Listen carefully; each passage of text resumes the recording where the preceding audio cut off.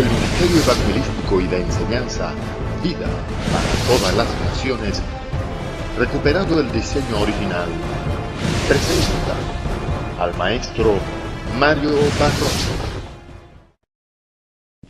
Muy bien, en esta hora vamos a tener el 6º encuentro como Escuela de Formación Ministerial, Vida para Todas las Naciones. Gracias a Dios, Él nos ha guiado a elaborar, a desarrollar estas escuelas, y yo sé que Dios está muy interesado en preparar un grupo, un equipo de hombres y mujeres que sepan manejar bien la palabra, que la sepan cortar, que tengan excelencia en el ministerio. Y en este 6º encuentro vamos a estar entregando la 5ª enseñanza sobre la cristología bíblica. Vamos entonces a continuar. Hemos dicho ya en lo que hemos estado analizando muchas cosas acerca de lo que es la cristología. Por último, en la enseñanza pasada estuvimos analizando sobre Cristo lo que tiene que ver con su preexistencia, y decíamos que se ha enseñado, hay personas que han enseñado que el Señor Jesucristo comenzó su existencia luego de nacer de María, pero nosotros encontramos por las Escrituras que no hay tal cosa como esa. Así que por las Escrituras podemos ver con toda claridad que Cristo es preexistente, eso es, ya existía antes de su nacimiento de María, de una mujer, como Dios lo había anunciado allá en Génesis capítulo 3, versículo 15. Así que Cristo es preexistente, pero decíamos que Él es Dios, aparte de ser hombre, es Dios también porque la palabra afirma de Él que Él es eterno. Él siempre ha existido por la eternidad, no solamente antes de la existencia de una mujer, sino que antes de la creación de todas las cosas ya Cristo era, ya Él existía, Él siempre ha sido el que es.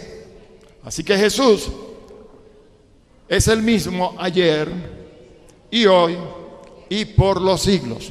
Antes de que todas las cosas fueran creadas, ya Jesucristo era. No tiene principio de días ni habrá fin de ellos para Él.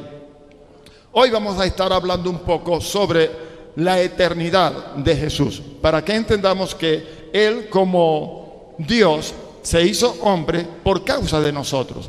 Era necesario que un hombre, que alguien libre de pecado, limpio, puro y sin mancha, tomara nuestro lugar como sustituto ante un juicio que había de celebrarse por nuestro pecado.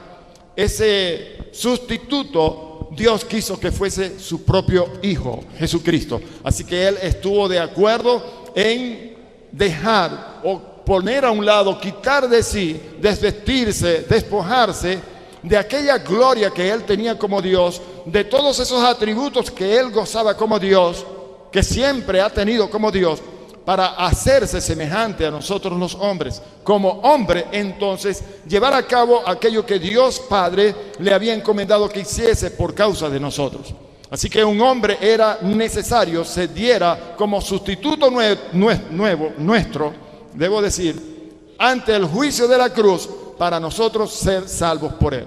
Hemos hablado ya de todo esto y creo que estamos bastante claros al respecto.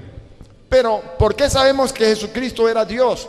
No solamente hombre, como algunos pretenden decir, porque la Biblia enseña que Jesucristo siempre ha sido el que es y será. Entonces, allá en la página 13 de sus guías, los que la tienen, vamos a ver en el punto 2, en el desarrollo de este capítulo que estamos analizando, acerca de la eternidad de Cristo antes de la encarnación. Decíamos que Él es preexistente porque ya existía antes de la encarnación. Pero ahora vamos a hablar de Jesucristo, de su eternidad antes de la encarnación, antes de que todas las cosas fuesen. Y como hay muchas de estas cosas que ya hemos visto, que ya hemos desarrollado, hemos explicado, vamos a ir pasando por alto algunas cosas y vamos a tocar simplemente algunas de ellas que deben tener un poquito más de énfasis. Amén. Entonces, ¿qué es eternidad? ¿Qué significa la eternidad? La eternidad significa no solo que Cristo existió antes de su nacimiento o aún antes de la creación, sino que Él existió siempre eternamente.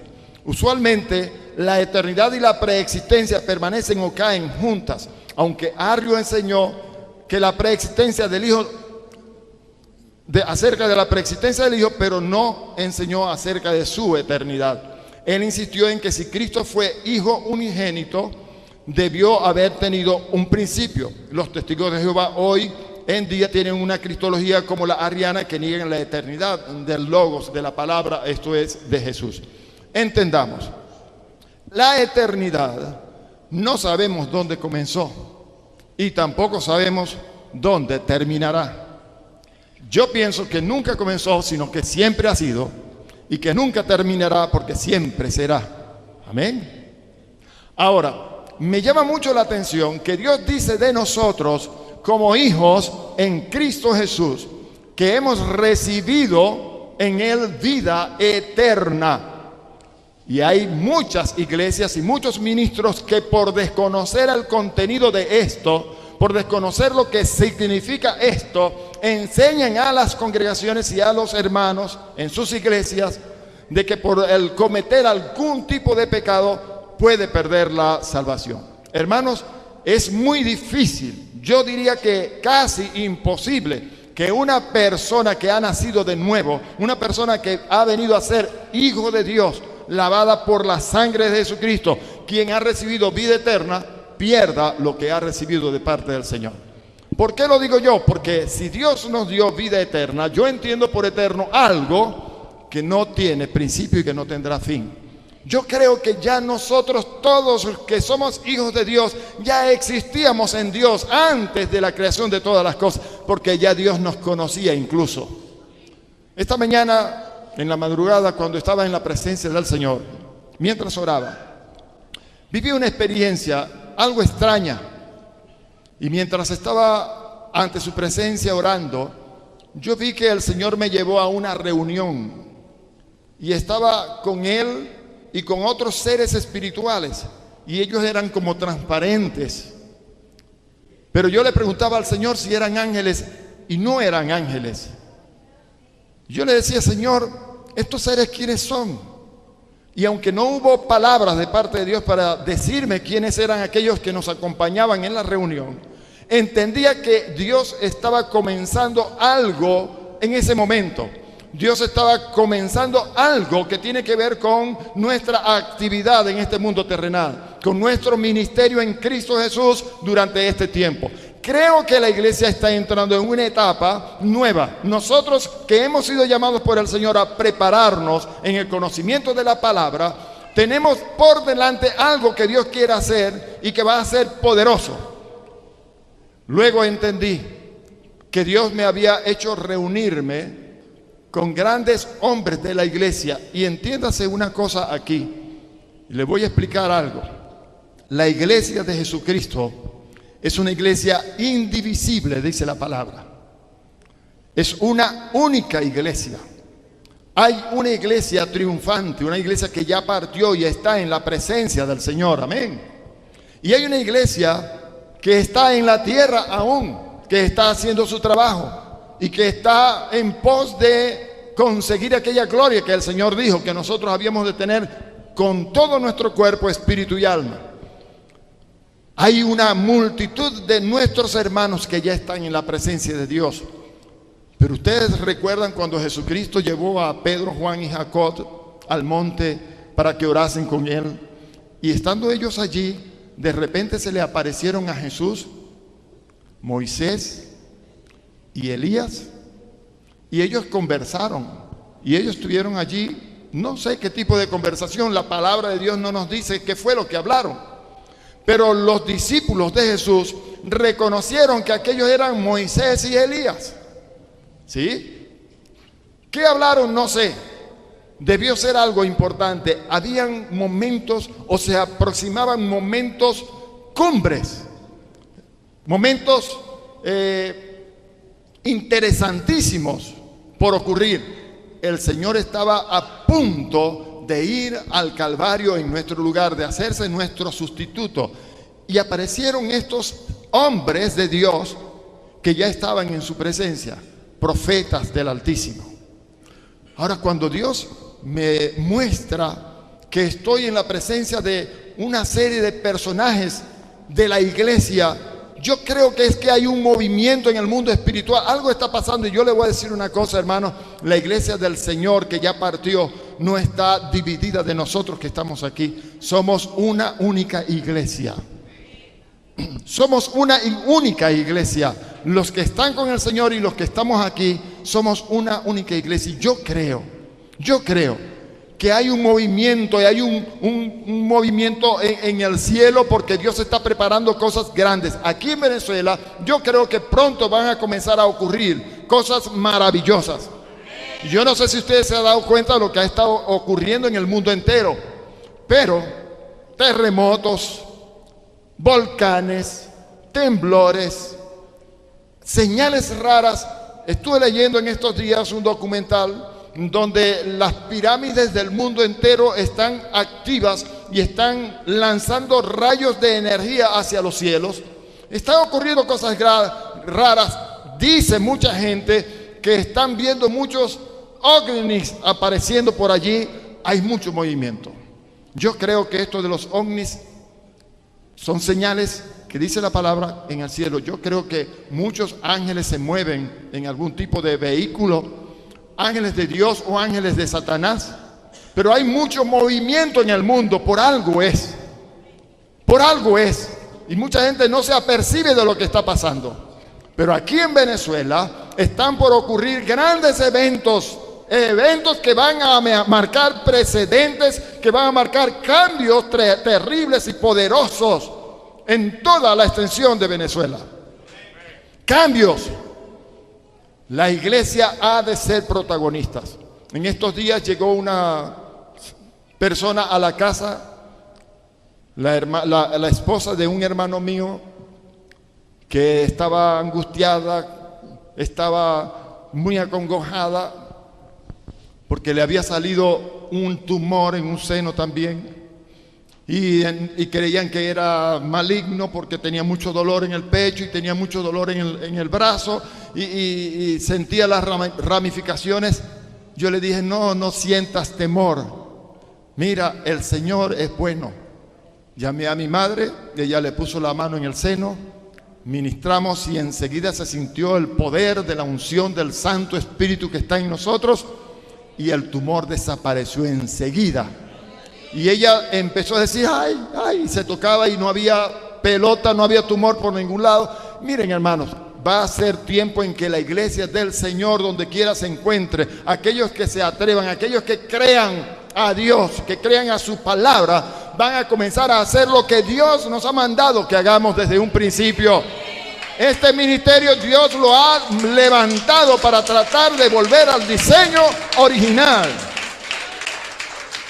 Y el diseño original que yo encuentro en la palabra es el de una iglesia gloriosa que tiene poder por el Espíritu Santo y autoridad, y que sana a los enfermos y que echa fuera demonios y que hace milagros y hace muchas señales para la gloria de Dios. Yo creo que la iglesia en este tiempo viene a este mover.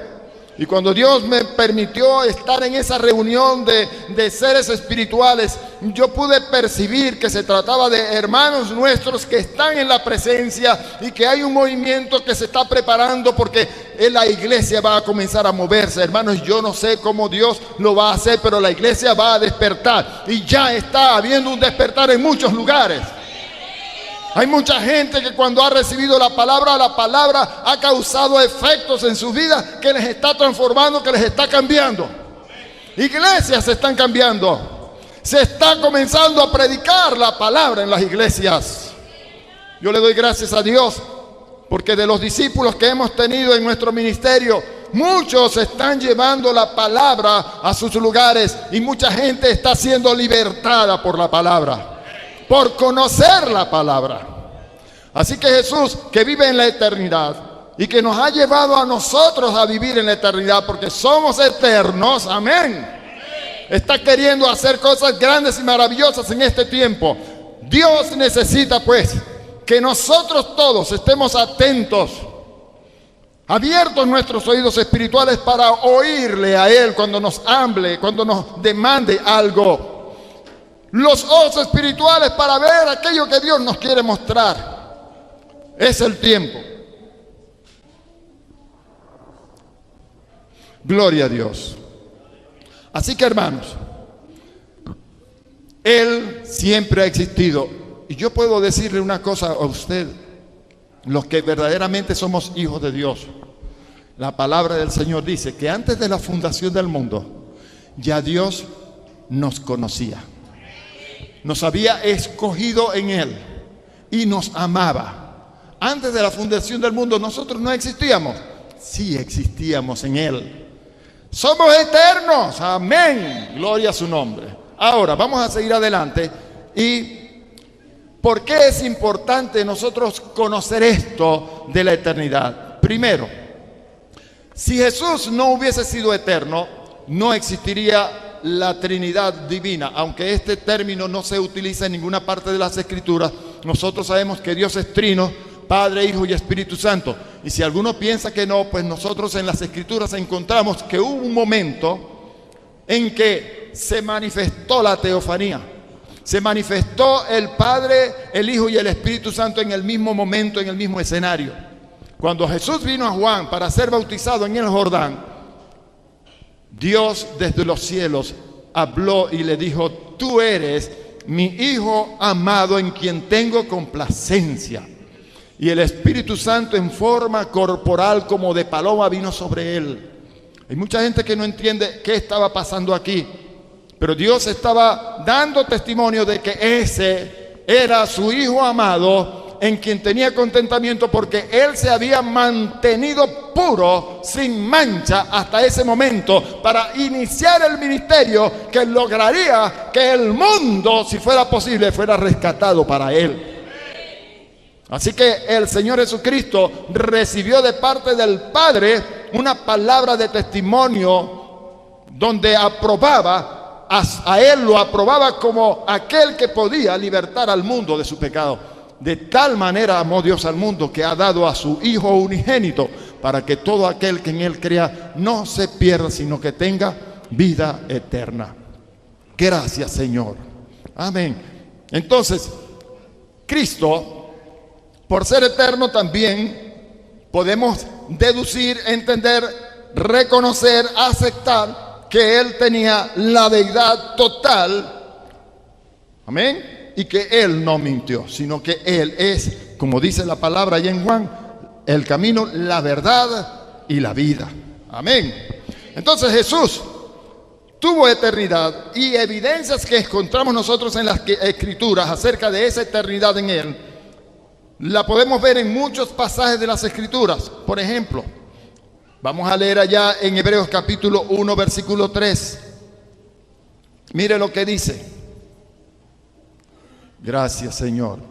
El cual, siendo el resplandor de su gloria y la imagen misma de su sustancia, y quien sustenta todas las cosas con la palabra de su poder, habiendo efectuado la purificación de nuestros pecados por medio de sí mismo, se sentó a la diestra de la majestad en las alturas. Amén. Que dice, siendo el resplandor de su gloria y la imagen misma de su sustancia. Una de las cosas que nosotros queremos lograr con este estudio de Cristología es entender quiénes somos nosotros en Cristo. Porque muchas personas, yo los he escuchado, yo no sé si ustedes, pero muchas personas, yo les he escuchado decir, ay Señor, que mira quién yo soy, como un gusano, como una cucaracha que se arrastra por el piso. Mira mis obras que son como trapos de inmundicia. Yo soy como una gusanera. ¿Usted no ha escuchado gente así? Yo los he escuchado. Pero miren, hermano, yo le voy a decir una cosa, me va a disculpar. Pero así como dice de Jesús esto, que es la imagen misma de su sustancia, el resplandor de su gloria, yo le voy a decir una cosa, usted también es ese.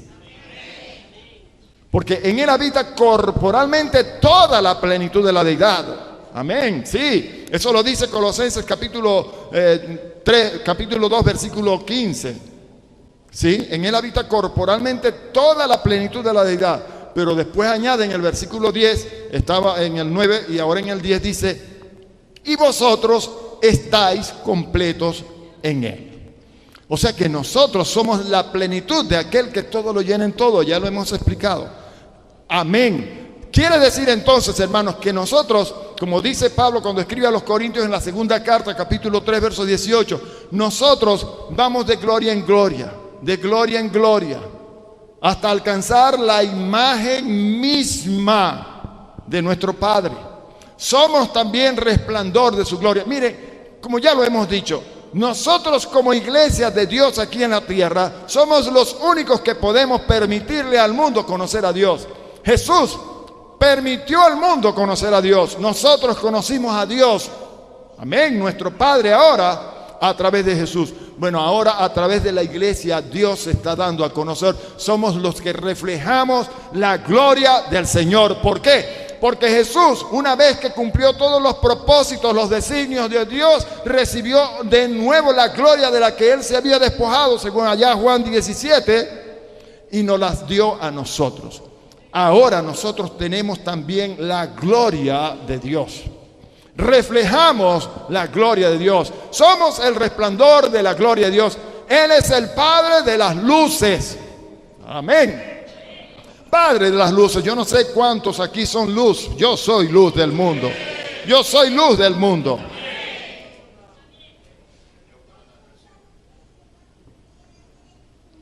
Hay alguien que no está muy contento con esto. Pero cada vez que uno de los hijos de Dios se aparece en un lugar donde hay tinieblas, las tinieblas se disipan, las tinieblas desaparecen. Así será, hermanos, el resplandor que hay en nosotros cuando las tinieblas tienen que huir de nosotros. Resistid pues al diablo y éste huirá de vosotros. ¿Por qué el diablo tiene que huir de nosotros, hermanos? Entienda, si huye es porque tiene miedo de nosotros. Amén.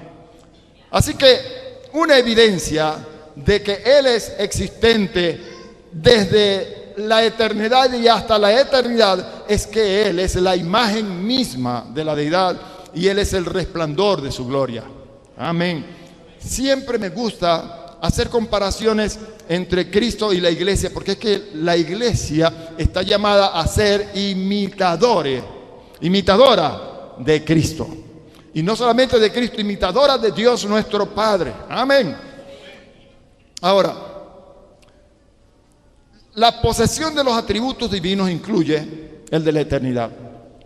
Sabemos que Dios tiene atributos. Él es omnipresente, omnipotente, omnisciente, es eterno. Amén. Él es el único que tiene de estos. Sabemos que Jesús se despojó de estos atributos. Pero una vez que Jesús volvió o regresó de nuevo a su gloria, a su estado de gloria, todos esos atributos otra vez volvieron a Él. Él los recibió. Nunca Dios puede estar aparte de los atributos. Ahora, qué cosa grande lo que Jesucristo hizo, ¿verdad? A favor nuestro. Que Él quiso despojarse, vaciarse, dejar a un lado toda aquella gloria que Él tenía como Dios para vivir como uno de nosotros, semejante a nosotros los seres humanos. Semejante a lo que éramos nosotros. Pero mire que valió la pena lo que Jesucristo hizo. Porque millones y millones de personas a través de todos estos tiempos hemos venido a la presencia misma de Dios como hijos amados ahora. Y muchos ahora como Cristo estamos aquí sobre esta tierra. Amén.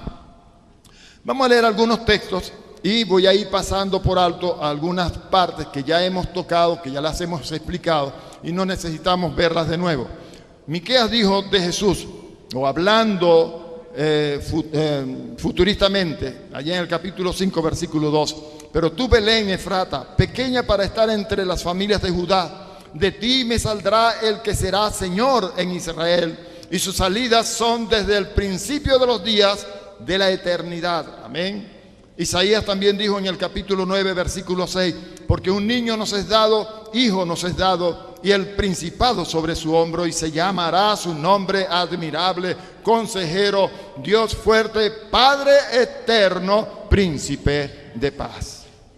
Cristo se atribuyó eternidad cuando declaró allá en Juan 8:58, dice: antes de que Abraham fuese, yo soy. Y hacemos o resaltamos allí que no se escribe de él que haya dicho yo era, sino yo soy. Amén. Yo soy.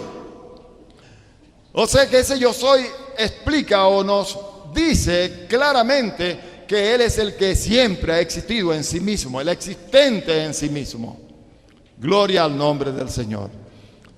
Yo soy es un nombre que para los judíos es imposible de pronunciar. Nosotros como cristianos, mencionamos ese nombre con mucha libertad y confianza. Pero yo le voy a decir una cosa. Reúnase usted con los judíos y trate de entre ellos mencionar o a ver si le escucha decir acerca de Dios el nombre yo soy en hebreo, el tetragramatón, ese nombre que es muy difícil, que con el tiempo, con la edad, se perdió inclusive la pronunciación exacta de cómo ese nombre se puede decir. Inclusive los judíos, para escribir el nombre del Señor, de Jehová, por ejemplo, antes, cuando estaban los escritores escribiendo la palabra de Dios, para ellos era tan delicado escribir ese nombre. Pero el Señor Jesucristo les dijo a estos escribas y a estos fariseos: yo soy. Yo soy. Es como si Él estuviera diciendo: yo soy Jehová, Yahvé, Yahweh. Amén. Qué bueno, Jesús. En el principio, dice Juan capítulo 1, verso 1, era el verbo. Y el verbo era con Dios. Y el verbo era Dios. Así que de Jesús todos concuerdan de que en Él había la eternidad. Y es interesante que nosotros conozcamos esto, porque gracias a Él nosotros también hemos recibido eternidad. Ahora tenemos vida eterna.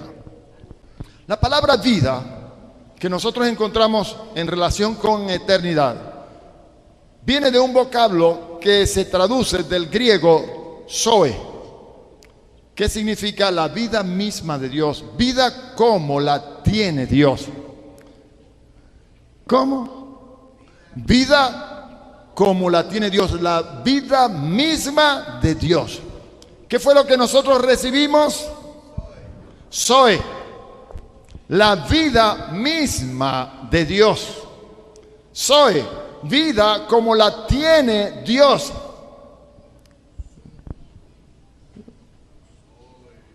No lo están entendiendo. Hermano, que nosotros en Cristo recibimos Zoe, vida eterna, la vida misma de Dios, vida como la tiene Dios. Qué tremendo eso, ¿no? Hermanos, la vida misma de Dios es la que nosotros tenemos. Vamos a dejar de vernos pues como aquellos que dicen que son como unos gusanos que se arrastran por el piso, como unas cucarachas que no pueden entrar al baile de gallinero, porque imagínense pues, ¿cómo será aquello? Una cucaracha entrando en baile de gallinas. ¿Ah? No hay tal cosa como eso. Hermano, si nosotros decimos que somos esto, estamos degradando a Dios, porque Dios en ninguna manera ni es como un gusano, ni es como una cucaracha que se arrastra por el piso. Dios es eterno, supremo, y Dios nos dio a nosotros su vida misma, vida como la tiene Él. Todavía usted como que no lo entiende. Yo estaría diciendo allí: amén, gloria a Dios, aleluya. ¿Qué significa tener la vida misma de Dios? Bueno, lo que Pedro escribió allá en su segunda carta, capítulo 1, versículos 2 y 3, que dice: como todas las cosas que pertenecen a la vida, que es vida allí, lo mismo que nosotros recibimos, Zoe, vida como la tiene Dios, la vida misma de Dios. Todas las cosas, ¿cuántas? Todas las cosas que pertenecen ¿a quién? A Dios, a la vida misma de Dios, a lo que tiene que ver con Dios, nos han sido dadas. Tiempo pasado es un hecho, es nuestro, a Él le plació dárnoslo. Todas las cosas. Y estamos viviendo en este mundo todavía muchos acongojados. Ay, Dios mío, ¿y qué voy a hacer ahora? ¿Y qué voy a comer? Ya no me alcanza, Señor. Mira que la Coca-Cola se puso cara. Porque hay mucha gente que prefiere tomar Coca-Cola y no comerse unas arepitas. Hay gente quejándose. Este es un tiempo propicio para probar a Dios. Es un tiempo para nosotros decirle: Señor, no he visto justo desamparado ni tu descendencia que mendigue pan. Señor, gracias te doy porque en mi casa siempre habrá provisión. Porque todas las cosas que pertenecen... Miren, hermano, ¿de dónde viene toda buena dádiva y todo don perfecto? Del Padre de las luces, de arriba. De donde somos nosotros. ¿Por qué entonces estamos cayendo al mismo plano de la gente que está en el mundo? Si somos la vida misma de Dios, y si todas las cosas que pertenecen a la vida misma de Dios nos han sido dadas, nos pertenecen, son nuestras por herencia en Cristo, ya nos han sido dadas, ¿por qué nosotros estamos en esto? A veces mi viejita me dice: ay, Dios mío, tendremos que comer carne una vez a la semana. No, Señor, todas las veces que haya de comer carne, comeremos. Y cada vez que necesitemos comer, tomar leche o todo lo que sea, habrá, porque Dios va a suplir siempre para nuestra casa. En nuestra casa siempre tiene que haber. Yo no sé de cuántos es nuestro Padre, su pastor. Pero si Jehová es mi pastor, nada me faltará. Nada. Nada. El diablo me quiso robar la paz en estos días.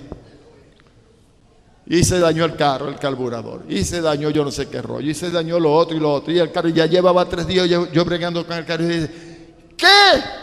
No, mijo, anda a freír mono, le dije. Yo voy a guardar ese carrito aquí. Lo paré. Mi tiempo es precioso para Dios. Yo tengo mucho que estudiar, mucho que preparar. Así que voy a olvidarme del carro. A mí no me va a robar la paz ni el tiempo de Dios un carro. Recuerdan que les dije, hermanos, estén orando, siempre protegiendo y cuidando, porque vienen. Yo sé que el diablo no se queda quieto. Y él pretendió que este día nosotros no estuviéramos aquí. Porque no había carro, no había transporte, no había taxi, no había nada. Y, ay, Dios mío, 600 bolívares me cobraron por la carrerita del taxi. Aleluya, Padre, tú lo pagas, amén. Anda a freír monos, diablo. Nosotros vamos es para adelante, y para adelante es para allá, ¿ve? Amén. Sí, Señor.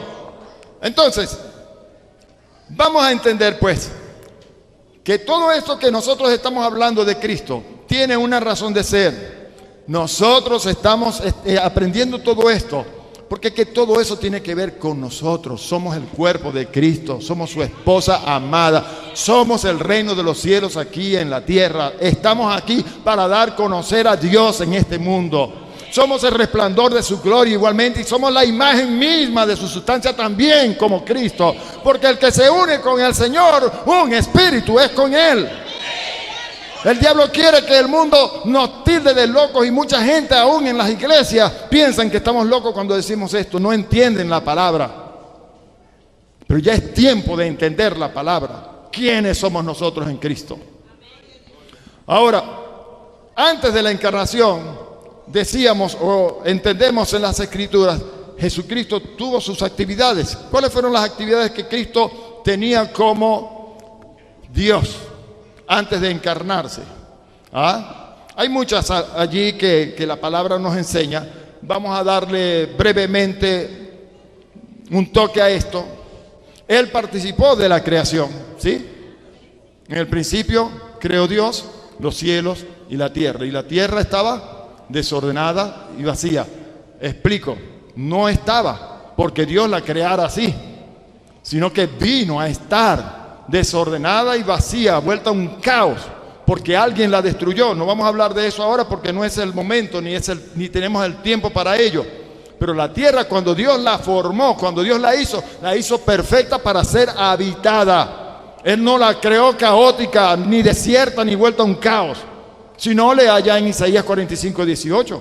Ya yo les he dicho ese texto, que Él hizo la tierra para ser habitada, la hizo perfecta. Ahora, si usted lee Ezequiel 28 y lee Isaías 14, en estos dos capítulos va a encontrar que se nos describe el por qué la tierra vino a estar desierta, desolada, vuelta a un caos, destruida.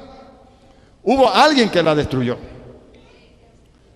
Aquí hubo alguien que gobernó la tierra antes de Adán, pero en otra oportunidad hablamos de eso. Los dejo picados para que usted investigue. ¿Sí?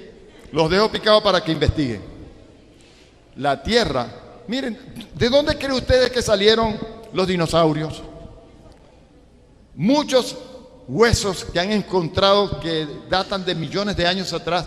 Si según la Biblia, nosotros apenas tenemos 6,000 años transcurridos desde Adán hasta hoy. 6,000 años. ¿Sí? Entonces, ¿cómo es que han encontrado fósiles que datan de millones de años atrás?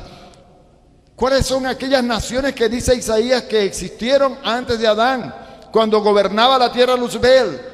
¿Cuáles eran aquellas contrataciones que Luzbel tenía con naciones? ¿Cuál fue aquella tierra que él destruyó? Porque en el 14 de Isaías, versículo 20, dice que él destruyó su tierra, la tierra que Dios había creado para que él gobernara. La destruyó. Y Jesús dijo, yo vi cuando Satanás caía como un rayo sobre la tierra y la destruyó. Y todo lo que había en ella. En estos días, mirando unos documentales, encontré que descubrieron enterrados por allí en unas ciudades una planta nuclear que tiene 1.800 millones de años. Y yo, ¿cómo que una planta nuclear de 1.800 millones de años?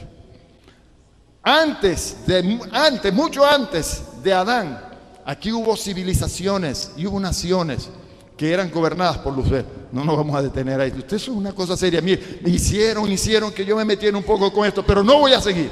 No es el tema. Bien, Jesucristo estuvo presente en la creación y cuando el diablo destruyó esta creación, entonces él se dispuso a recrearla y colocó a Adán para que gobernara la tierra.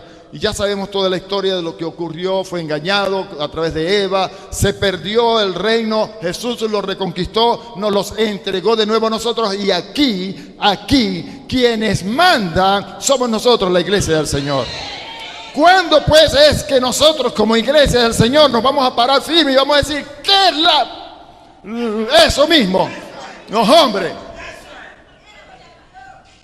Ya tenemos que darle un parado a esto.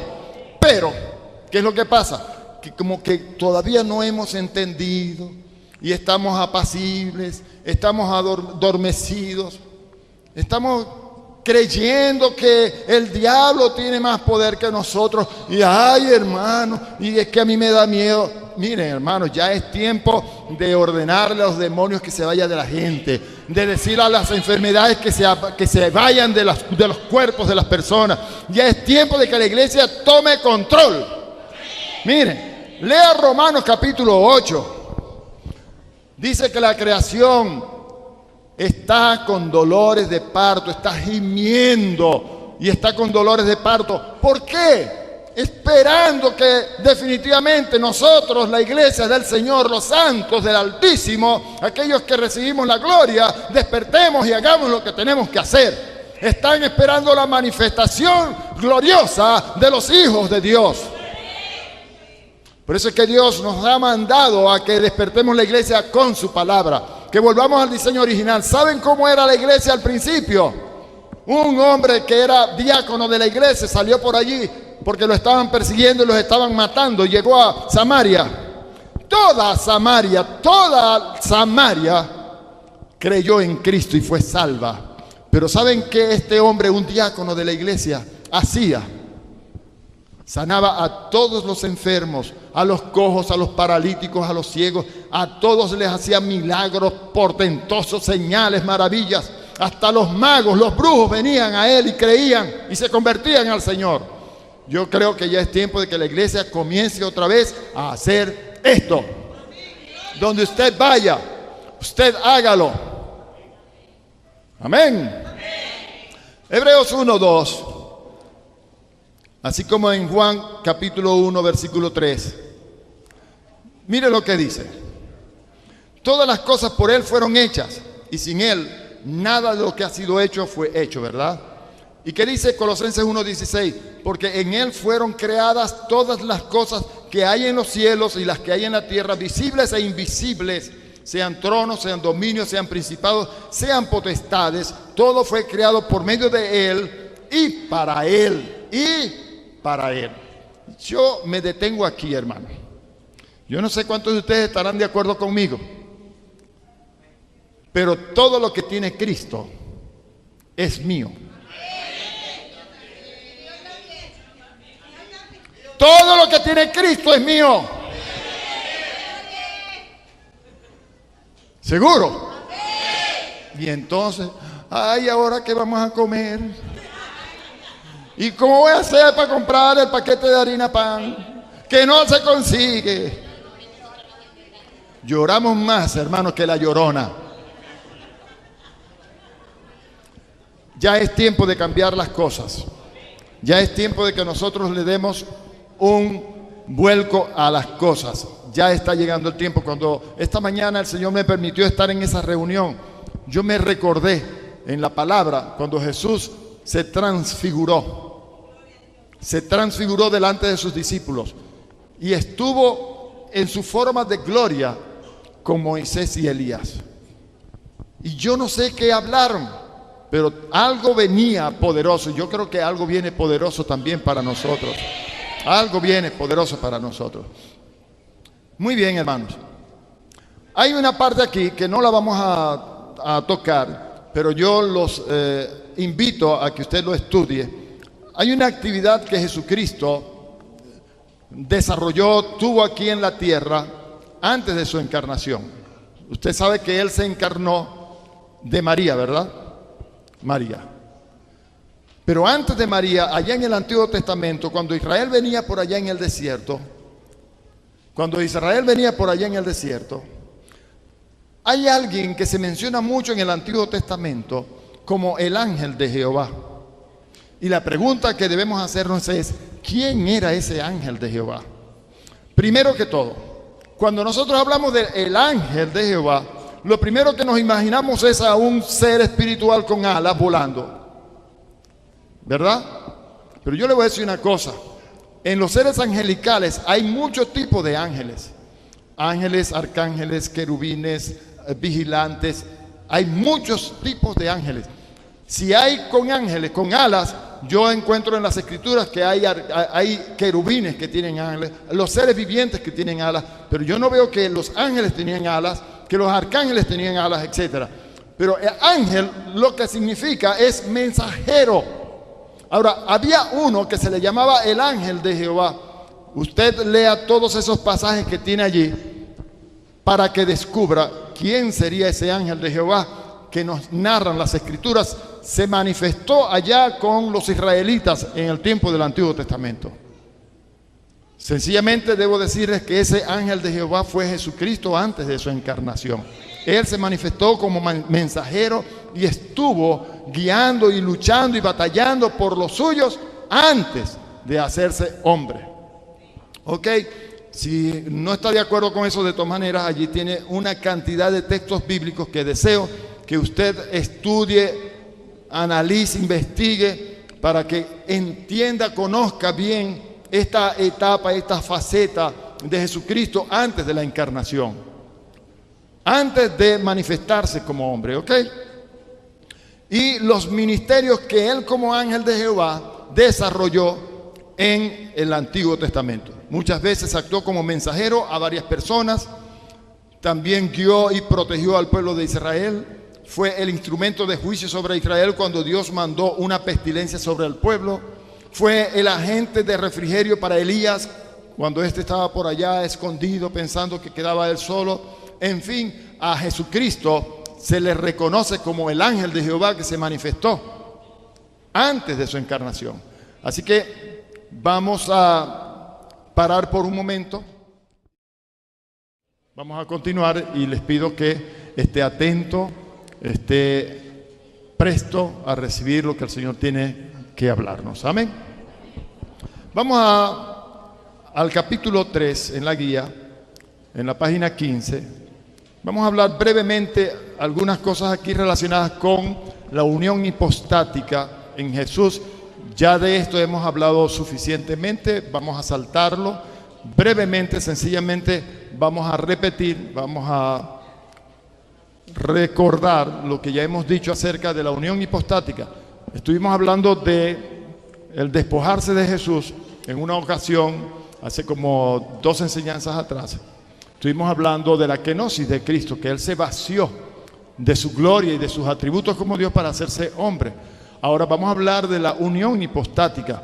Esto es, Jesús nunca dejó de ser Dios y nunca, después que se hizo hombre, después que se manifestó como hombre, ha dejado de ser hombre. Él ahora tiene un cuerpo humano, pero glorificado. En Cristo, en una sola persona, existen las dos naturalezas. Ya hemos explicado que no hay tal cosa como que Jesucristo se unió en la naturaleza humana y ahora es una sola cosa. No hay tal cosa como una fusión en estas dos naturalezas. La naturaleza divina sigue siendo la naturaleza divina en Cristo y la naturaleza humana sigue siendo la naturaleza humana en Cristo. En Él existen o coexisten las dos naturalezas. Explicamos en una oportunidad con un ejemplo lo que pudiéramos nosotros entender como fusión.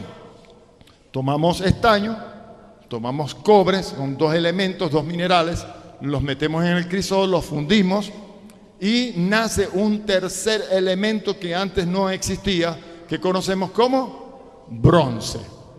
Dejó de existir el cobre y dejó de existir el estaño, pero nació el bronce. En el caso de Jesús, no dejó de existir la divinidad, no dejó de existir la deidad, ni dejó de existir la humanidad para convertirse en otro tercer elemento. No. Siguió siendo la deidad, siguió siendo la humanidad, aunque en un solo hombre. Amén. Es un poco difícil de entender, pero debemos tratar de hacerlo, pedir al Espíritu Santo que nos revele acerca de esto por lo siguiente. Ahora nosotros también estamos unidos a Él. No solamente Jesús se unió en una sola persona, las dos naturalezas en una sola persona. El asunto es que ahora en Dios también todos nosotros, millones de personas, estamos unidos en Cristo. Somos uno. Y cuando nosotros hablamos de unidad, no estamos hablando de fusión, y esto debe quedar claro. Cuando nosotros estamos hablando de unidad, estamos hablando de que en una misma persona coexisten varias naturalezas. Por ejemplo, ahora Dios no puede llamarse Dios si no incluye a la iglesia con Él, porque la iglesia es una con Él. Y yo le voy a decir una cosa, yo sé que hay gente que se escandaliza cuando escucha algo como esto. Desde un principio yo les dije, hermanos, vamos a andarle a la revelación por el, ¿cómo es que se dice? Por la cosa de en medio. Por el camino de en medio, ¿qué? Por la calle de en medio. Ok. Miren, cuando a Jesús lo acusaron, y permítame brevemente decirles esto, brevemente y seguimos. Lo acusaron de blasfemo, porque él decía que era hijo de Dios, y esto lo hago para recordarles. Porque él decía que era hijo de Dios, lo acusaron de blasfemo, porque al decir que era hijo de Dios, él estaba haciéndose igual a Dios, porque se entiende por la ley de la creación, toda especie produzca según su género. Si él dice que es hijo de Dios, él está diciendo que es igual a Dios, porque entonces Dios no puede crear nada que no sea su misma especie, su mismo género.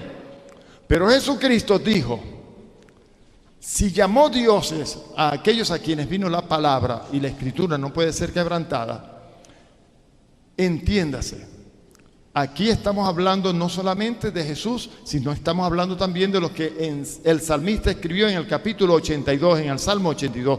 Dios se sienta en medio de la reunión de los dioses. En medio de los dioses, juzga.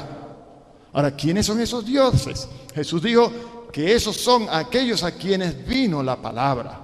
¿A cuántos vino la palabra? Yo debo entender y usted debe entender que somos uno en Dios. Dios no está completo sin nosotros. Dice la palabra en Colosenses, donde leíamos que nosotros estamos completos en Él. Ahora, Dios quiso que nosotros nos uniéramos a Él. Somos una sola cosa. Y cuando hablamos de cosa, como lo traducen algunas versiones de las Escrituras, estamos hablando de un organismo viviente. Nosotros somos uno solo con Dios, ¿ok?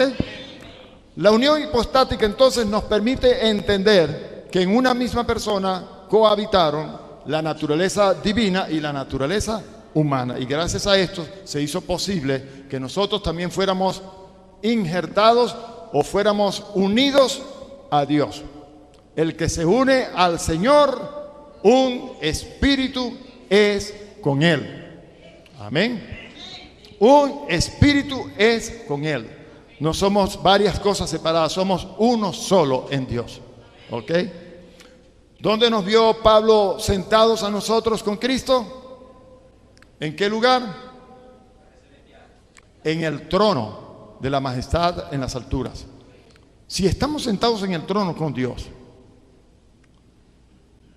¿qué estamos haciendo nosotros allí si no somos como Dios? O sea, si no somos en Dios. ¿Qué hacemos allí nosotros sentados en el trono de la majestad de Dios en las alturas? ¿Qué hacemos nosotros allí? Pregunto, capítulo 2, versículo 6 de Efesios. ¿Qué estamos haciendo nosotros allí sentados en el trono? Jesucristo, allá en las cartas escritas a las iglesias que estaban en Asia, les dice que el que venciere le daré que se siente conmigo en mi trono, así como yo he vencido y me he sentado con mi Padre en su trono. Estamos sentados allí para reinar con Dios. Estamos allí para reinar con Cristo juntamente. Hermanos, somos un solo organismo. Nosotros somos una cosa, una sola cosa ahora con Dios. ¿Ok? Muy bien. Sobre la unión hipostática, ya esto lo hemos tocado abundantemente. No tenemos que repetirlo otra vez. Vamos a seguir adelante. Bien, estamos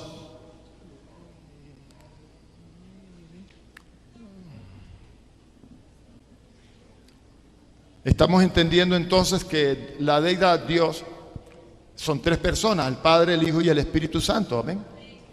Está bien, pero en la persona del Hijo, que era Dios desde antes de la fundación del mundo, antes de todas las cosas, ¿sí? Ahora existe uno que es un hombre. Yo le voy a hacer una pregunta. Hay mucha gente que no puede comprender esto, ¿no? ¿Cómo es posible que un ser humano se haya podido unir a la deidad? ¿Jesucristo era un ser humano, sí o no, cuando estuvo en esta tierra? Y ese ser humano, ¿a dónde está ahora? Dice que se le dio un nombre que es sobre todo nombre, para que en el nombre de Jesús se doble toda rodilla de los que están en el cielo y en la tierra y debajo de la tierra. Y que toda rodilla se doblará ante ese nombre, ante esa majestad que le ha sido dada. Ahora, ya hemos explicado que a quien se le dio ese nombre, que es sobre todo nombre, es al hombre Jesús, a la naturaleza humana, porque quien venció, quien obedeció y que consumió todo aquello que Dios le había mandado hacer, fue el hombre llamado Jesús, la naturaleza humana. Ahora, Él fue incluido también como hombre, y en Él todos nosotros que también somos naturaleza humana, hemos sido incluidos. Todos ahora estamos sumados en uno solo con Dios. Amén. Que eso no se nos olvide. Hermano, cuando usted ande por allí y que las circunstancias le quieran agobiar, usted piense un momentico. Recuerde de dónde es usted, cuál es su posición, cuál es su estado. No olvide a dónde le ha llevado el Señor. Nosotros no somos cualquiera cosa. Nosotros somos gente muy especial. Somos un pueblo escogido, un real sacerdocio, una nación santa. Y la palabra dice que Él es Rey de reyes, Señor de señores, y que somos un real sacerdocio. No somos cualquiera cosa. Piense pues bien quién es usted y no deje que estas cosas le agobien, le absorban, le roben su paz, le roben su tranquilidad, su confianza en el Señor. No lo permita. Usted párese allí, serénese y dígale al diablo, si es el que le está metiendo maquinaciones en su mente, párate allí, diablo, sacúdete, te vas lejos. No tienes nada conmigo, Satanás, como le dijo Jesús en una oportunidad. No tienes nada conmigo, Satanás. Y ubíquese, hermano, ubíquese. Ya es tiempo de que la iglesia se ubique de quién es en el Señor. ¿Ok? Por muchos años hemos vivido, mire, por este mundo, la iglesia del Señor ha vivido por este mundo como si fuéramos una cenicienta. La gente dice, mire, la gente del mundo dice, ser evangélico yo. No, mano. Los evangélicos tienen un concepto de los evangélicos tan denigrante. Porque se visten mal, porque no tienen, porque viven llorando todo el tiempo, porque no les alcanza, se la pasan mendigando a todo el mundo, pidiendo aquí, pidiendo. ¿Es verdad o no? Y yo le voy a decir una cosa. La iglesia no está para andar mendigándole a nadie. Porque Él, siendo rico, se hizo pobre para que nosotros en su pobreza fuésemos enriquecidos, para que toda bendición de Dios viniera a nosotros, para que nosotros fuéramos bendición para todos los que están en el mundo y no al contrario. El diablo ha hecho creer a la iglesia en muchas partes que, hermano, es que tenemos que ser humildes. Humildad no tiene nada que ver con miseria. Humildad no tiene nada que ver con miseria, con pobreza, nada que ver. He conocido hombres millonarios, multimillonarios, más humildes que un vendedor de helados con un carrito por ahí en la calle. ¿Me oyó? Sí.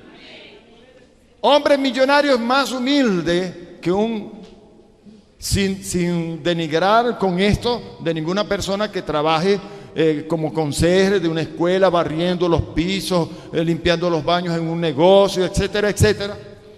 Pero pudiera ser que personas que se sientan orgullosas y se sientan como pavos reales, se creen más grandes de lo que son. Y he visto millonarios más humildes que esta persona. Entiéndase con esto, que humildad no tiene que ver nada con pobreza. No, humildad es, el Señor Jesucristo nos dio el mejor ejemplo de humildad que puede haber. Se humilló a sí mismo haciéndose. ¿Cómo? ¿Cómo se hizo humilde? Haciéndose obediente hasta la muerte y muerte de cruz. Por lo cual, por esa obediencia, por esa humildad que hubo en él, Dios le exaltó hasta lo sumo. Y por eso le dio un nombre que es sobre todo nombre.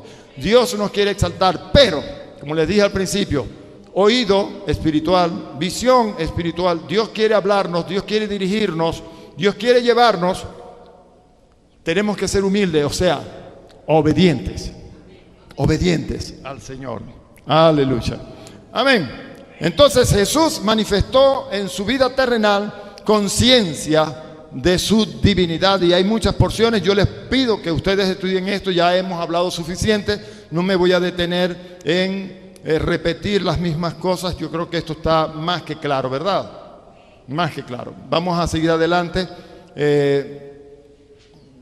Vamos a leer en Juan capítulo 5 versos 17 al 18, por ejemplo, donde Jesús respondió esto: mi Padre hasta ahora trabaja y yo trabajo. Por esto los judíos aún más procuraban matarle, porque no solo quebrantaba el día de reposo, sino que también decía que Dios era su propio Padre, haciéndose igual a Dios. Yo le voy a decir una cosa: nosotros también decimos que Dios es nuestro propio Padre.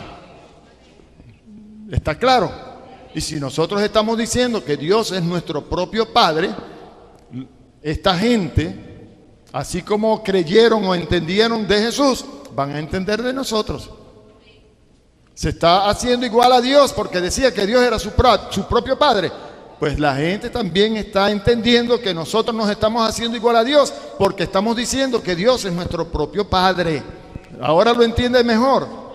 Si Dios nos engendró, Él no puede engendrar nada que no sea su misma naturaleza. Por eso Pedro dice que somos participantes de la naturaleza divina. Participamos, koinonía, somos uno con Él. Eso debe estar claro y nadie ni nada nos los debe robar. Sepa pues quién es usted en Cristo Jesús. Vamos a hablar entonces del punto 2 de este capítulo donde estamos. Cómo interactúan y se afectan entre sí las dos naturalezas, la divina y la humana. Brevemente, porque ya de esto hemos hablado también suficientemente, pero quiero resaltar aquí algunas cosas bien interesantes. Leamos en Marcos 1, 9 al 11. Aconteció en aquellos días que Jesús vino de Nazaret, de Galilea, y fue bautizado por Juan en el Jordán. Y luego, cuando subía del agua, vio abrirse los cielos y al Espíritu como paloma que descendía sobre él. Y vino una voz de los cielos que decía: Tú eres mi Hijo amado, en ti tengo complacencia. Vamos a hacernos una pregunta y seguimos adelante, no nos vamos a detener en esto porque ya hemos hablado de eso. ¿Qué hacía Jesús ante Juan en el Jordán en un bautismo que estaba conectado con el arrepentimiento de pecados de obras muertas? Jesucristo necesitaba arrepentirse de pecado. Él nunca pecó, jamás se halló engaño en su boca, nunca dijo mentiras. Él, el único que cumplió la ley a cabalidad, nunca pecó. Amén. Nunca pecó. ¿Qué hacía pues Jesús ante Juan el Bautista en el río Jordán para ser bautizado con un bautizo que llamaba a la gente al arrepentimiento? Y la razón de ser del por qué Juan estaba llamando a la gente al arrepentimiento es porque venía uno después de mí que es más grande que yo, del cual yo no soy digno de desatar la correa de sus calzados. El Mesías, él estaba preparando el camino del Señor. ¿Qué hacía entonces Jesús allá? ¿Para qué vino Jesús ante Juan? Juan le dice: Señor, más bien yo necesito ser bautizado por ti. Pero Jesús le dijo: deja, porque es necesario que cumplamos toda justicia. ¿Qué significa entonces este bautismo en Jesús? Brevemente vamos a mencionarlo y seguimos adelante, ¿ok? Bien, el bautismo de Jesús no tenía nada que ver con arrepentimiento de pecado, porque Él no era pecador, pero sí el inicio de su ministerio como hombre. Amén. De su ministerio como hombre. Habían allí en Jerusalén autoridades religiosas, pero que Jesús no reconocía como autoridades sobre él. ¿Por qué? Porque ellos estaban engañando al pueblo y ellos estaban al margen de la voluntad de Dios. Pero Jesús sí reconoció a Juan el Bautista como el profeta de Dios. Él pudo decir de Juan que de los nacidos de mujer no había nacido nadie más grande que Juan el Bautista. Jesús reconoce a Juan el Bautista como la única autoridad espiritual ante quien pudiera venir para ser ungido, para ir al ministerio al que Dios le había enviado. Era el momento de tomar una decisión. Amén. 4 cosas significó el bautismo de Jesús ante Juan en el Jordán. Ok, 4 cosas. Vamos a ver cuáles son estas 4 cosas que significaron el bautismo de Jesucristo ante Juan en el Jordán. Primero, fue el día de la decisión. Había un movimiento, la gente estaba revolucionada, todo el mundo estaba corriendo ante aquel hombre que había aparecido, un profeta que estaba llamando a todos al arrepentimiento, que estaba preparando el camino del Señor. Entonces, el Señor Jesucristo estaba esperando la señal para él comenzar con aquello que tenía que hacer, a lo que vino pues a hacer. Entonces él tenía que tomar una decisión. Hasta allí, el hermano me preguntó hace algunos sábados, me preguntó, ¿qué fue de la vida de Jesús antes de su ministerio? La Biblia no habla de eso. Yo me supongo que así como todo el mundo, él estuvo dedicado de una manera íntegra a todos los quehaceres que todo hombre en el pueblo de Israel se somete durante su vida. Trabajaba por la familia, trabajaba en el taller con su padre terrenal, en la carpintería, haciendo muebles, construyendo esto, aquello. Amén. Pero luego que surge Juan el Bautista y la gente está revolucionada por aquello que estaba aconteciendo, algo que tenía mucho tiempo, se dice que 400 años hubo de oscuridad, de silencio. No hubo profeta en Israel durante ese tiempo. Apareció Juan y la gente estaba maravillada. Apareció un profeta y el profeta estaba diciendo: viene uno tras mí. Yo estoy preparando el camino para ese que había de venir. Había una revolución. Así que Jesucristo consideró, entendió que era el tiempo de arrancar. Iglesia, ahora cuando está pasando todo esto alrededor nuestro, es tiempo de nosotros arrancar también. El mundo está como está, asesinatos, robos. Pare usted de contar todo lo que está ocurriendo en Venezuela. Bueno, es tiempo de arrancar. Hay que empezar a hacer lo que Dios nos está demandando que hagamos. Amén. El día de la decisión, cuando Juan estaba en el Jordán bautizando a la gente y Jesús vino aquí, le dijo: Señor, tú vienes a mí, más bien yo necesito ser bautizado por ti. Juan sabía que el que viene después de mí, él os bautizará en Espíritu Santo y fuego. Amén. Ahora, cuando Jesús vino a Juan, él sencillamente estaba reconociendo que él era una autoridad espiritual, un representante de Dios. ¿Qué decíamos de los profetas? El profeta es alguien que habla al pueblo de parte de Dios, es una voz de Dios para el pueblo. El profeta es alguien que representa a Dios, que presenta a Dios ante el pueblo, ¿ok?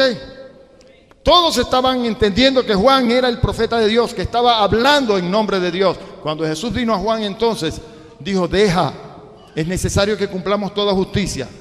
¿Qué es lo que estaba diciendo? Bueno, él iba a comenzar su ministerio. Y Juan sabía, entendía, porque ya el Señor se lo había hablado, se lo había dicho: sobre quien vieras venir el Espíritu Santo como paloma y permanecer en él, ese es aquel que había de venir, el Mesías.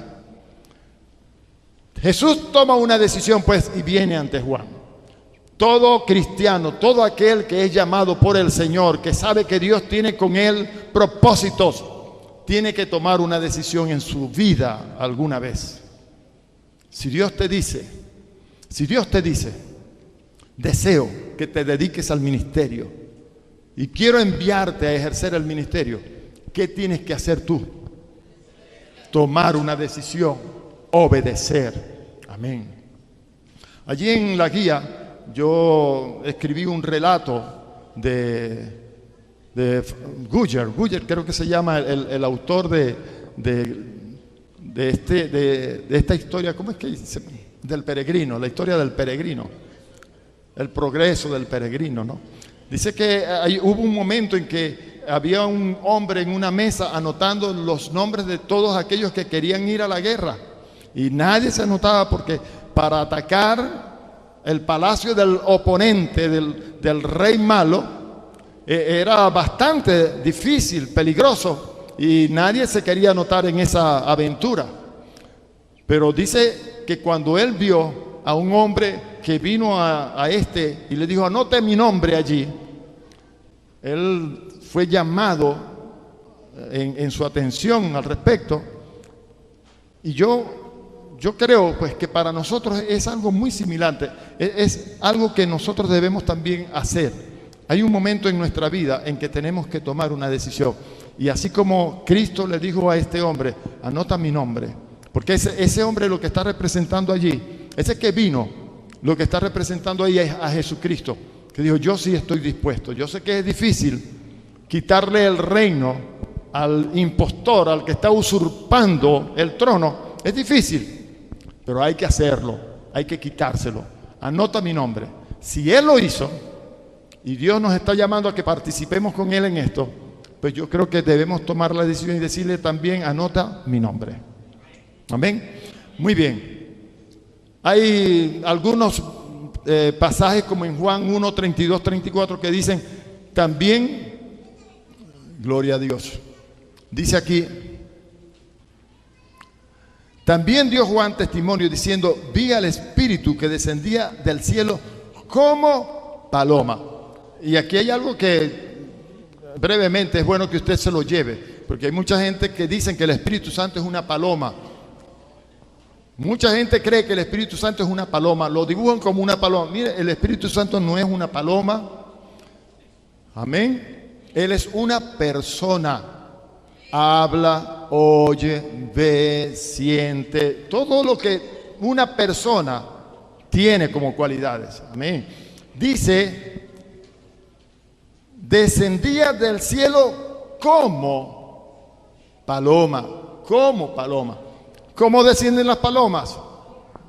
Descienden y se posan sobre la tierra. Bueno, así como las palomas descienden, el Espíritu vino sobre Jesús, pero no vino para irse, permaneció en él. Ya Juan había recibido testimonio de Dios de que había de venir uno en quien el Espíritu Santo iba a posar e iba a permanecer. Ese era aquel que había de venir. Ok, eso estaba bien claro. Ahora, yo no le conocía, pero el que me envió a bautizar con agua, aquel me dijo, sobre quien veas descender el Espíritu y permanece sobre él, ese es el que bautiza con el Espíritu Santo. Ese es el que bautiza con el Espíritu Santo. Ahora, entendemos ya por bautizo, introducir, sumergir dentro de la persona. En enseñanzas anteriores estuvimos hablando de que una de las cosas que ha malinterpretado mucho pueblo en las Escrituras es el hecho de que en el libro de los Hechos de los Apóstoles se dice que fueron bautizados en el nombre de Jesús. Y cuando dicen fueron bautizados en el nombre de Jesús, deducen de que no hay que bautizar en el nombre del Padre, del Hijo y del Espíritu Santo, porque el único bautismo que vale es el nombre de Jesús. Y que no hay una Trinidad, sino que hay una sola persona que representa al Padre y que representa también al Espíritu Santo, y ese es Jesús. Pero ¿cómo explicar entonces lo que sucedió aquí en este momento? Mientras él estaba ante Juan para ser bautizado, se oyó una voz del cielo que dijo: tú eres mi Hijo amado, en ti tengo complacencia. Es que Jesucristo, como algunas personas pretenden hacer de Jesucristo a un mentiroso, estaba tratando de engañarnos. Y como él es un tremendo ventrílocuo, entonces él estaba allí ante Juan en el Jordán para ser bautizado, y entonces con el poder de ventriloquía lanzó la voz allá a los cielos para hablar desde los cielos como si fuera el Padre y decir que él era su Hijo. ¡Qué mondenguero, hermano! ¿Ah? ¿Será que Jesucristo tenía necesidad de toda esta tramoya para engañarnos a nosotros? No, hermano, se oyó una voz del cielo, esa era la voz del Padre que estaba diciendo: tú eres mi Hijo amado, en ti tengo complacencia, punto. Y enseguida el Espíritu vino sobre él. No es entonces una sola persona. ¿Por qué entonces fueron bautizados en el nombre? Entiéndase, bautizar significa introducir, sumergir dentro en el nombre, porque el nombre que se le dio a Jesús es sobre todo nombre. Esto es, se bautizaron en el nombre para nosotros permanecer, pertenecer, formar parte de Él. Somos Cristo también. Y ya yo les expliqué en enseñanzas anteriores que yo encuentro aquí varias cosas. Este bautismo de Juan, ¿cuál bautismo era? El bautismo del Padre. El bautismo que ordenó el Padre es un bautismo de arrepentimiento. ¿Cómo se hacía? Se hacía en las aguas. Pero ¿qué dice Juan el Bautista aquí? Que Jesucristo, aquel a quien el Espíritu Santo iba a venir, iba a permanecer en él, sería quien bautizaría en el Espíritu Santo. Ahora, ¿cómo vemos nosotros que bautizaron a los que ya habían sido bautizados en el bautismo de Juan, el bautismo del Padre? Por ejemplo, Pablo se encuentra con 12 discípulos y les pregunta: ¿fuiste bautizados cuando creísteis? O sea, si habían recibido ya el Espíritu Santo cuando creyeron. No, nosotros no sabemos si hay Espíritu Santo. O sea, no sabían de la efusión, no sabían ese asunto de ser bautizados en el Espíritu Santo. ¿Y en qué fuisteis bautizados? En el bautismo de Juan. ¿Cuál bautismo de Juan? El de arrepentimiento en las aguas. El mismo bautismo que practicó Felipe con los samaritanos cuando creyeron en Jesús. Los bautizó en las aguas. El bautismo de Juan es el bautismo en el nombre del Padre, el bautismo de arrepentimiento. Ahora, ¿por qué Juan no les puso las manos para que recibieran el Espíritu Santo? Ese es el bautismo que da Jesús.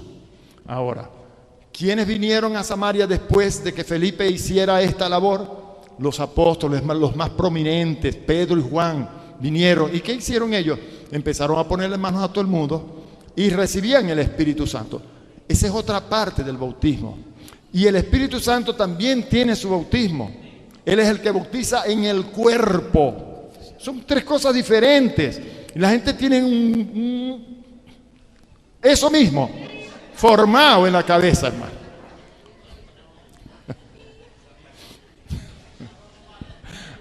Aleluya. Amén. Cuando fuimos bautizados en el nombre de Jesús, fuimos introducidos en esa majestad, en esa gloria. Él nos dio esa gloria. Estamos sentados con Él en el trono de la gloria de Dios en las alturas. Más nada, amén. Entonces, vamos a seguir adelante aquí con esto. El día de la decisión, Jesús tenía que tomar la decisión de comenzar pues con ese ministerio que Dios le había encomendado. Ahora, allí en este momento, cuando Él toma la decisión y viene ante Juan, se manifestó la teofanía, la manifestación plena de la deidad. El Padre, el Hijo y el Espíritu Santo estuvieron presentes en el mismo escenario, ¿ok? Y esto no deja lugar a dudas de lo que allí ocurrió. Ahora, en este momento de la decisión de Jesucristo pasaron, decíamos, 4 cosas especiales. Entre ellas fue, aparte de la decisión que Jesucristo tenía que tomar, ¿sí? Jesús había pasado todo el tiempo de su vida haciendo todas las cosas normales y comunes que hace todo ser humano, trabajando. Pero una vez que llegó el momento de tomar la decisión, Él dijo, bueno, anota mi nombre. Yo voy. Amén. Yo voy. ¿A quién enviaré? Yo voy, dijo el Señor. ¿Cómo creerán si no hay quien les predique? Bueno, Jesucristo dijo, yo voy. Ahora, nosotros también decimos, también, Señor, anota mi nombre, yo también voy. Ahora, no solamente el momento de la decisión, fue el momento de la identificación. ¿Qué dijo Dios el Padre de él? Tú eres mi Hijo amado, en ti tengo complacencia.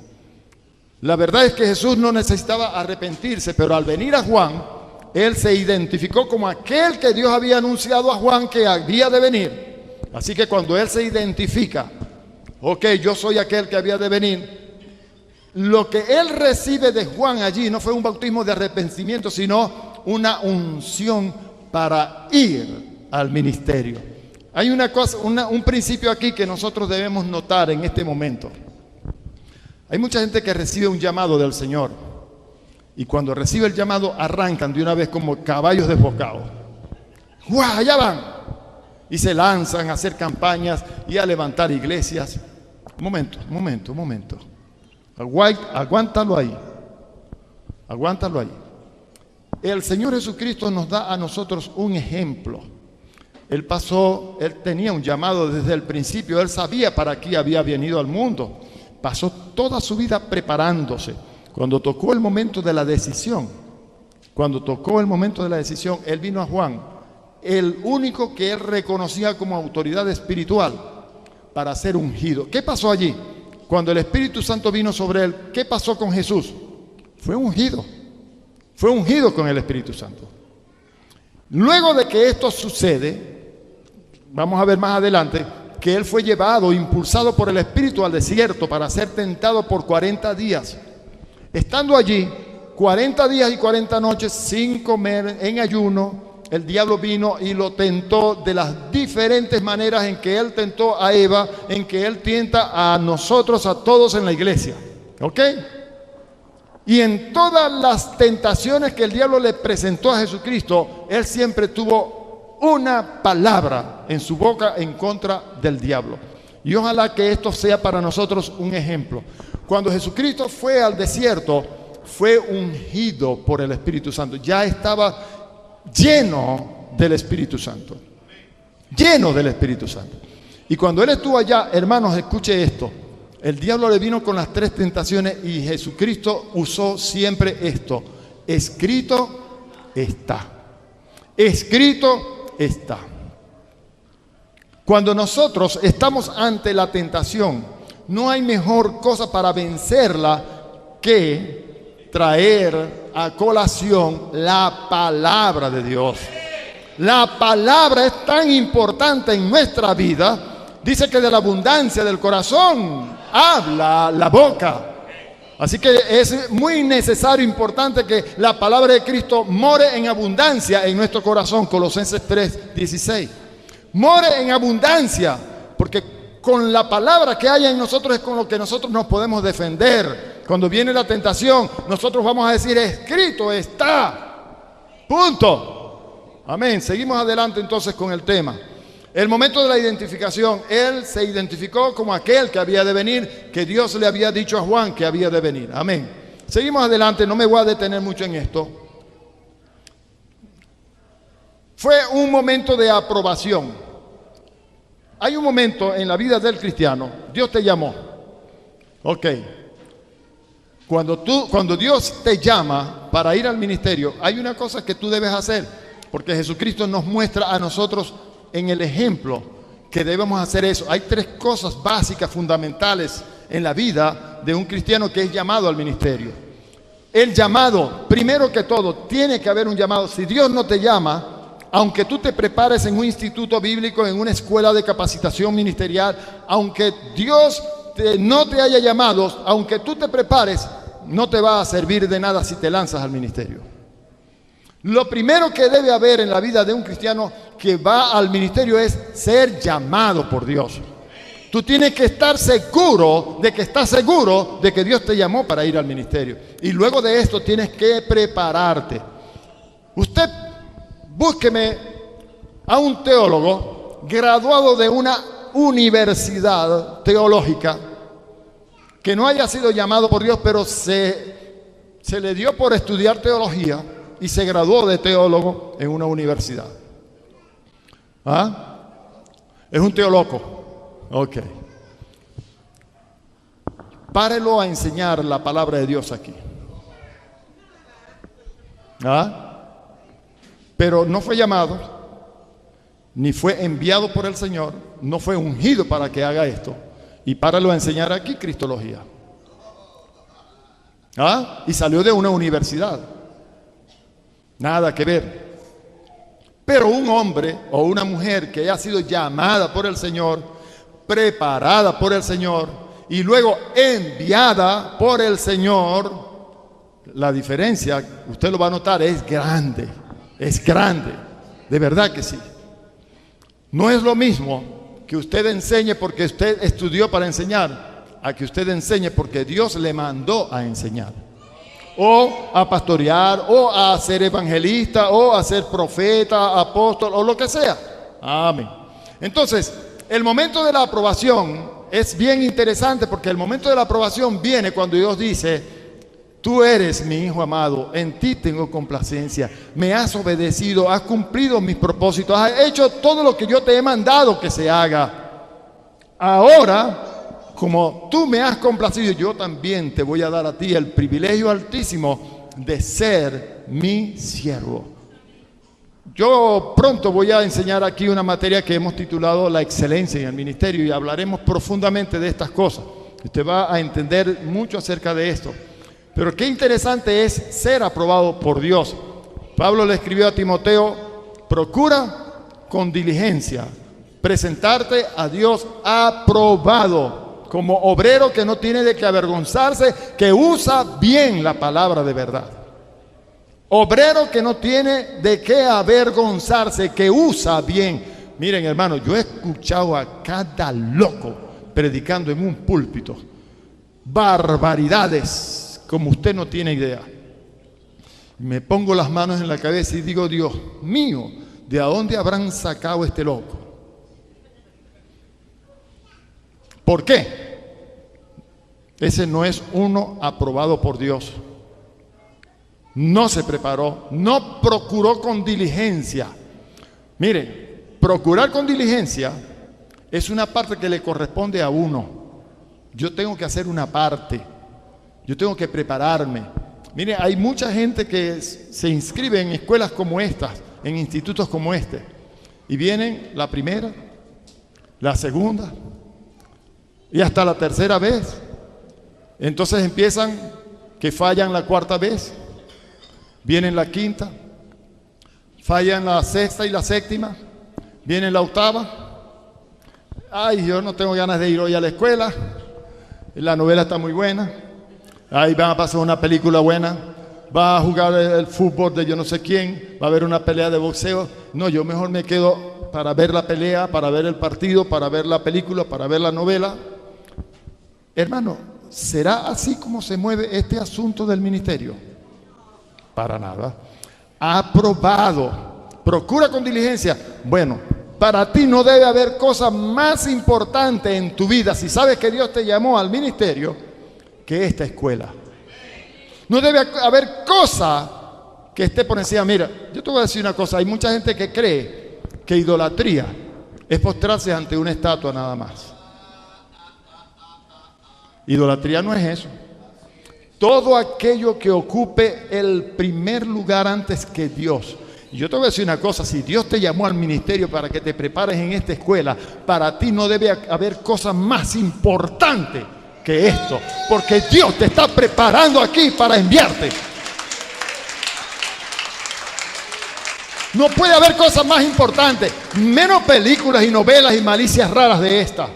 Hay gente que por cualquier trivialidad deja de venir a prepararse en una escuela cuando Dios te pudo haber traído muchas revelaciones que tú necesitas para el ministerio, que van a afectar tu vida y la vida de muchos, que aquella estupidez por la que no viniste. ¿Verdad que sí? Entonces, procura con diligencia. Tú tienes una parte muy importante cuando tú tomas la decisión. Esa decisión es sagrada ante Dios. Debería ser sagrada. Hay gente que toma esto con mucha ligereza. Tenganle mucho cuidado al asunto. Seguimos adelante. La otra cosa fue el momento del equipamiento. Cuando Jesús vino a Juan al Jordán para ser bautizado, fue el momento del equipamiento. Mire, ¿qué fue lo que dijo Juan que pasó con Jesús cuando él vino ante él a ser bautizado? El Espíritu vino sobre él y permaneció en él. ¿Qué nos dijo Jesús después a nosotros a través de sus discípulos que el Espíritu Santo traería para nosotros? Sí, el Consolador, el Espíritu Santo, el Paráclitos. Recibiréis poder cuando haya venido sobre vosotros el Espíritu Santo o sea, después de esto es cuando tú podrás ser un verdadero testigo de Jesucristo. Un verdadero representante del reino de Dios. El momento del equipamiento. Miren, cuando el Espíritu viene sobre ti, en ti está pasando algo totalmente importantísimo que va a marcar tu vida y la vida de muchos. Porque con el Espíritu Santo en tu vida, tú tienes ahora algo que antes no tenías. Ahora tú tienes poder de Dios. Tienes autoridad de Dios. Mira, las armas de nuestra milicia no son carnales, sino poderosas en Dios. Son espirituales. Nosotros recibimos dones del Espíritu Santo, recibimos de parte de Dios muchas cosas necesarias para ejercer el ministerio. Así que Jesucristo fue equipado. Ahora, ¿a dónde fue Jesucristo una vez que fue equipado, una vez que el Espíritu vino sobre él? ¿Qué dijo Jesús después que salió de la tentación en el desierto, después de los 40 días, y se presentó en la sinagoga y se presentó ante la gente que estaba allí, los eruditos? Le dieron el rollo del profeta Isaías y halló el lugar donde estaba escrito: el Espíritu del Señor está sobre mí por cuanto me ha ungido Dios ese nos da a entender, nos dice a nosotros que la unción que Jesucristo recibió le capacitó para poder ejercer, llevar a cabo aquellas cosas que venían a continuación. Anunciar a los pobres, buenas noticias para los pobres. Él, siendo rico, se hizo pobre para que nosotros en su pobreza fuésemos enriquecidos. Ay, hermano, la riqueza es mala. Para Chávez tal vez era mala, pero para los hijos de Dios es gloria, aleluya. No, hombre. ¿El ser rico es malo? Preguntarle a él y a su familia si son ricos o no. Para los bobos es que es malo. Amén. Entonces, el equipamiento viene con el Espíritu Santo. Ahora, yo le voy a decir una cosa, hermano. Es un ejemplo que Jesús nos da. Es el momento de una decisión muy importante y trascendental para nuestras vidas. Amén. Entonces, fuimos llamados por el Señor, nos capacitamos. El Señor nos llena en sus capacidades de las herramientas necesarias para hacer el ministerio a que nos ha llamado, ¿ok? Entonces, en ese equipamiento nosotros ahora podemos hacer las cosas de una manera diferente. Yo cuando enseño los dones del Espíritu Santo, les explico siempre a los hermanos, a los discípulos lo siguiente. Miren, hermanos, ustedes en la iglesia podrán hacer diferentes actividades. Preparar cinemas, invitar al pueblo, a la gente para que venga a ver películas, obras de teatro, danzas, cánticos, conjuntos, las miles de cosas. Pero no hay nada que tenga más poder para afectar la vida del mundo que un cristiano lleno del poder del Espíritu Santo, que le ponga las manos si está enfermo y lo sane, que le hable en el nombre del Señor y le diga las cosas que nadie sabe sino solamente Dios. No hay cosa más poderosa que un hermano espiritual que haga las obras de Dios. ¿Cuál fue el éxito de Jesucristo? Si no creen en mí por la palabra que yo os hablo, al menos crean por las obras que mi Padre me dio para que hiciese, por favor. Entonces tú necesitas las obras del Padre. Las obras del Padre confirman, testifican que yo lo que te estoy hablando es verdadero. Eso sí tiene poder. Tantas actividades y cosas en las iglesias. No, hermano, eso no es lo que afecta al mundo. Es entretenimiento, eso es lo que es entretenimiento. No, vamos a hacer cultos de sanidad en las iglesias. Vamos a pedirle a Dios que nos llene de poder para sanar a los enfermos. Vamos a decir a la gente enfermo, vamos para la iglesia que Dios te va a sanar el miércoles, el jueves, el viernes, el domingo, el día que sea. Y vamos a poner manos y vamos a sanar enfermos. Porque Dios nos llamó a eso. Amén. Dios quiere equiparte. Entonces, estas fueron las cosas que sucedieron en la vida de Cristo cuando vino ante Juan al Jordán. Él no vino para ser bautizado porque necesitaba arrepentirse de sus pecados, pero vino para ser enviado y lo hizo haciendo lo que Dios quiere que se haga. Vino ante una autoridad espiritual. Yo le voy a decir una cosa. Ahora hay muchas iglesias y sus pastores son personas